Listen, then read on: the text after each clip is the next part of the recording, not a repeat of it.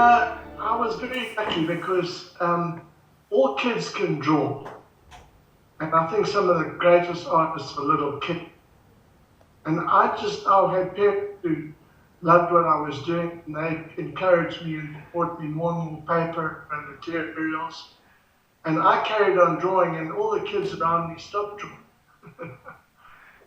And, they were shoehorned into becoming a doctor or some other profession. And my folks realized that I had a gift, which is being able to draw, my love of drawing. So I've always drawn. I wanted to ask you how you start a painting. Do you start with the sky? Do you start with the landscape? It's a good question, Oliver. What my process is normally is that I study it and I look at it for a long time, and then I would often imagine how I put it into a sketchbook or into a big piece of canvas. My eye generally gets drawn to that point where the sky meets the land, in other words, the horizon. So interesting shapes along the horizon. Sometimes there's nothing. Sometimes it fades into the sky, and other times it has got distant mountains. But I spend a lot of time planning in my mind's eye before I put pen to paper. So, Makes sense? yes, I like to think of it as the universe, because you start at the middle and it just comes outwards at the Big Bang. It's exactly what it is. It's not like in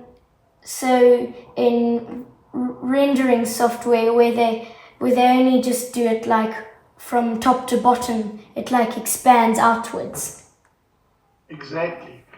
And I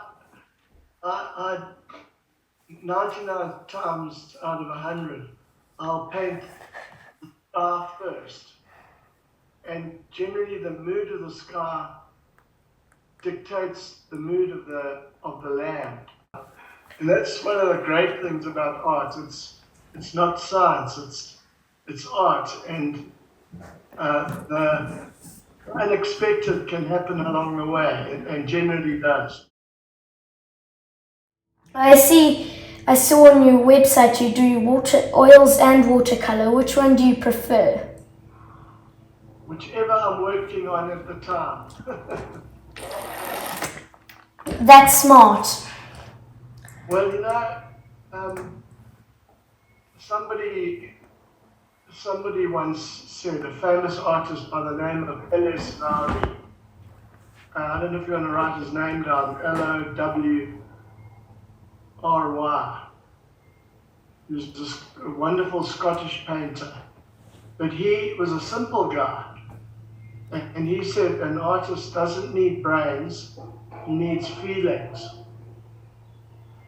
So all you've got to have the feelings to be an artist. You don't have to be a brilliantly clever person. You don't have to try and be clever. You just have to have feelings. In fact, there's one of my favorite quotes. There's a Chinese thing that says you need 3 ingredients to paint.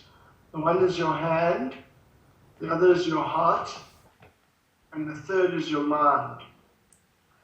And you've got to link those 3, your hand, your heart, and your mind, equally. So they each get 33 1/3% value.